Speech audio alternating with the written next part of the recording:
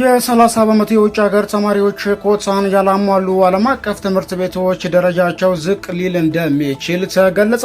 የትምህርት ሚኒስቴር ቢያንስ 30 በመቶ የውጭ ሀገር ተማሪዎችን ካላስመዘገቡ በስተቀር ግንባር ቀደም የግል ትምህርት ተቋማት የዓለም አቀፍ ትምህርት ቤት መለያ ደረጃን ሊነጥቅ መሆኑ ተሰምቷል። ይህ እርምጃ በትምህርት መቋረጥ፣ በከፍተኛ ክፍያና በውጭ ሀገር ዜጎች ከሀገር መውጣት ስጋት የተነሳ በወላጆች ዘንድ ቅሬታ አስነስቷል። እንደ ካምብሪጅ አካዳሚ፣ ኢትዮጵያና ፍሊፐር ያሉ ትምህርት ቤቶች አቅራቢያ ያሉ ምንጮች እንደገለጹት መመሪያውን የማያከብሩ ተቋማት እንደ ሀገር ውስጥ ትምህርት ቤት እንዲፈረጁ የሚያስገድድ መመሪያ በቅርቡ ይወጣል። ይህ እንደ ብሪታንያና አሜሪካ የትምህርት ስርዓቶችን ትተው የኢትዮጵያ ብሔራዊ የትምህርት ስርዓት እንዲከተሉም ያስገድዳቸዋል። እነዚህ ትምህርት ቤቶች መጀመሪያ ላይ ለዲፕሎማቶች ልጆች የታሰቡ ቢሆንም በአሁኑ ወቅት በዓለም አቀፍ ደረጃ ተወዳዳሪ ለመሆን የሚፈልጉ ባለሀብት ኢትዮጵያውያን በማገልገል ላይ ናቸው። ሚኒስትሩ ይህን አዝማሚያ ለመግታት እየሞከረ እንደሚገኝ ነው የተገለጸው። አንድ ወላጅ በትምህርት ቤቱ በተሰጠ ገለጻ ላይ እንደተነገረው 30 በመቶ የውጭ ዜጋ ከሌለ ዓለም አቀፍ እውቅና የለም ተብለናል። ትምህርት ሚኒስቴር ከ5 ወር በፊት መንግስታዊ ያልሆኑ የትምህርት ተቋማት ረቂቅ ደንብ ማውጣቱ ይታወቃል። ደንቡ ባለ 2 ደረጃ የእውቅና አሰጣጥ ሂደት ያስተዋወቀም ሲሆን 85 በመቶ መስፈርቶችን በአንድ ዓመት ውስጥ የሚያሟሉ ተቋማት የጊዜያዊ ቅድመ እውቅና በመቀጠል ሙሉ የምስክር ወረቀት እንደሚያገኙ ያስረዳል። የፋይናንስ ደንቦችም የውጭ ማህበረሰብ ትምህርት ቤቶች 30 በመቶ የገንዘብ ድጋፍ ከሀገራቸው መንግስት እንደሚያገኙ ማረጋገጥ ሲኖርባቸው 30 በመቶውን ደግሞ ራሳቸው እንዲሸፍኑ ያዛል። በተጨማሪም በየ3 ዓመቱ የሚደረግ የክፍያ ጭማሪ ገደብ የተጣለም ሲሆን ማንኛውም ጭማሪ ከመደረጉ